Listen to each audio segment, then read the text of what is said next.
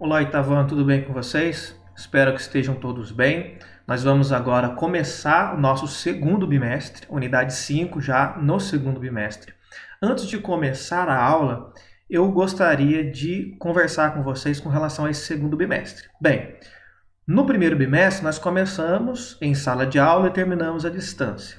Agora nós estamos começando o segundo bimestre à distância e não sabemos se nós vamos terminá-lo em sala de aula, tá certo? Então, como não temos essa certeza, vamos raciocinar que nós vamos terminar ele à distância também. Então, nós temos que já preocupar com relação à distribuição das notas, os 10 pontos, certo? Então, o que eu vou fazer neste segundo bimestre?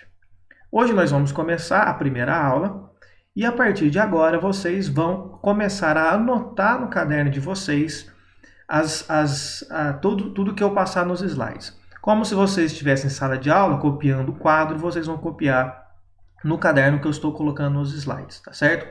Eu vou pedindo para vocês mandarem as imagens das anotações no caderno, porque eu vou indo avaliando, à medida que as aulas for ocorrendo, eu vou avaliando, e no final da unidade vocês vão me mandar o caderno completo, com as anotações do caderno completo, porque eu vou dar nota nesse caderno. O que eu vou avaliar? Primeiro, se o conteúdo está completo, evidentemente. Vou avaliar o capricho, a organização, a letra, enfim, tudo aquilo que eu já fazia em sala de aula, tá certo? Então eu vou dar uma nota para essas atividades. A princípio, isso pode mudar posteriormente, a princípio vai valer 1 ponto. Significa, portanto, que nós temos 4 unidades no bimestre, então vocês podem ter até 4 pontos de caderno.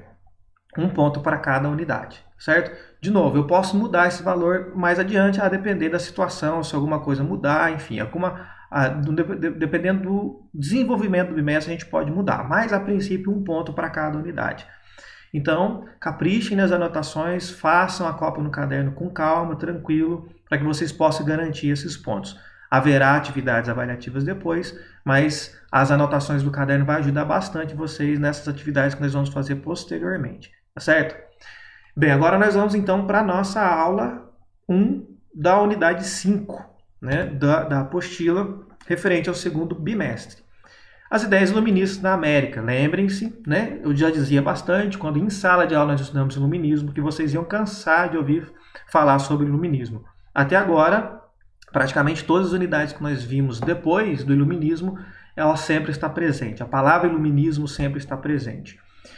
Nós vimos como que surgiu na Europa, a influência que as ideias iluministas teve na Europa, agora nós vamos ver aqui na América, tá certo? Então vamos lá.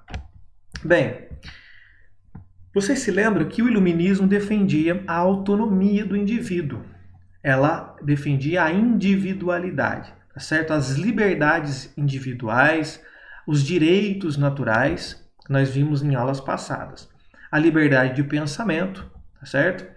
E também, claro, o fim do absolutismo, aquele modelo em que o rei domina tudo, tem os seus privilégios, tem um controle total sobre a população. Quando a ideia iluminista a espalha pela Europa, é claro que ela vai ter um impacto muito grande.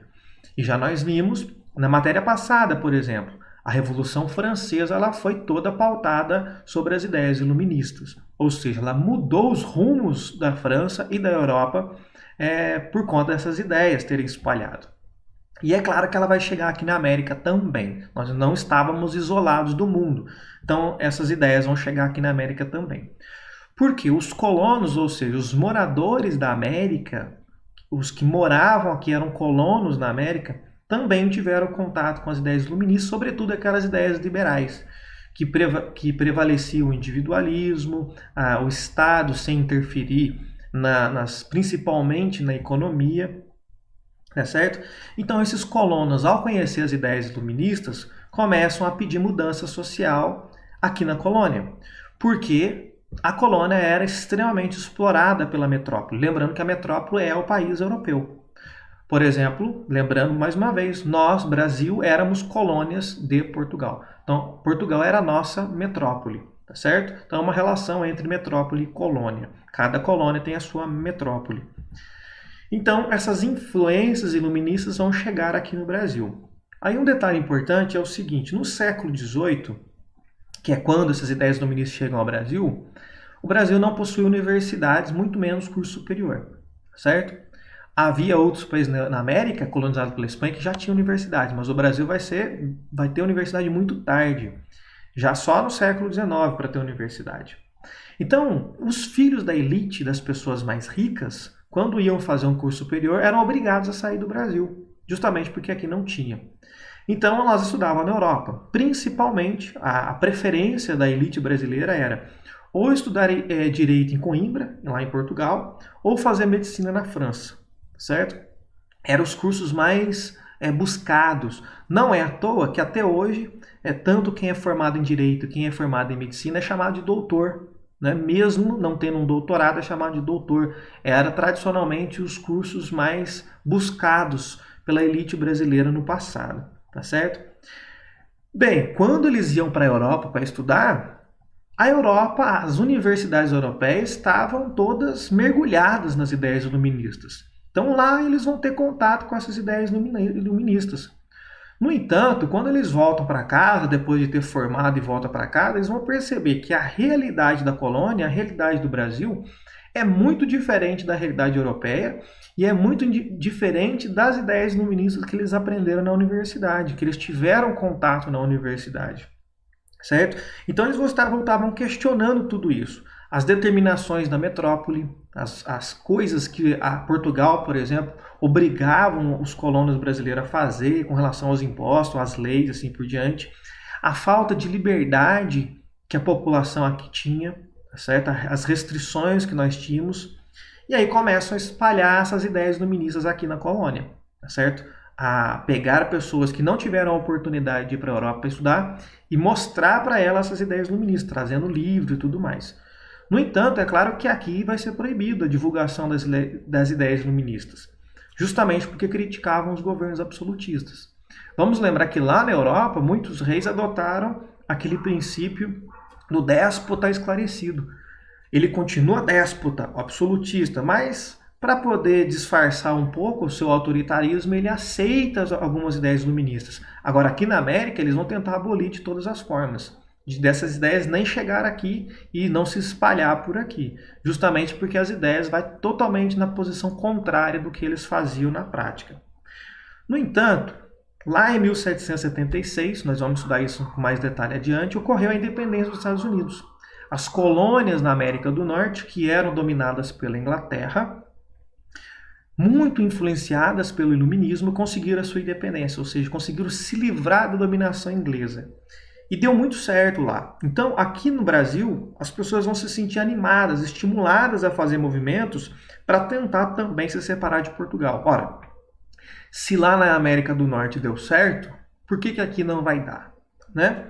Então, como foi dando certo em outros lugares, eles vão tentar aqui também movimentos para tentar separar o Brasil de Portugal. Tá certo?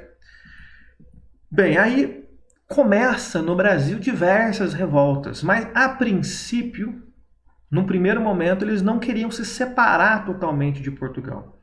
Queriam ter melhores condições de vida. Não precisavam se separar totalmente de Portugal. E aqui vem um ponto importante. Por que nesse primeiro momento não pensavam em se romper com Portugal?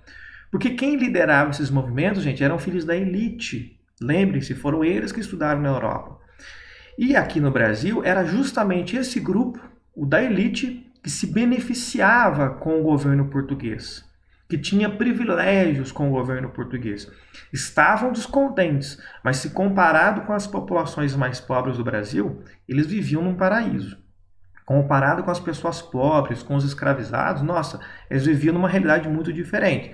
Estavam insatisfeitos, mas tinham muitos privilégios com Portugal por serem da elite. Mas mesmo assim buscavam melhores condições de vida. Eles reclamavam da falta de lealdade do rei, da afetividade dos reis portugueses com o colono brasileiro. Porque essa elite entendia que produzia riqueza, e essa riqueza, a parte dela ia para Portugal. O mínimo que o rei Portugal tinha que ter é pelo menos ter uma lealdade, ter uma afetividade com aquele que gerava a riqueza. Mas é claro que Portugal não pensava assim. Na mentalidade do português, o Brasil era a sua propriedade, era como se fosse sua grande fazenda. E os colonos trabalhando nessa grande fazenda, para o português, era como se fosse um favor. O português está fazendo um favor em deixar os colonos trabalharem aqui, tá certo?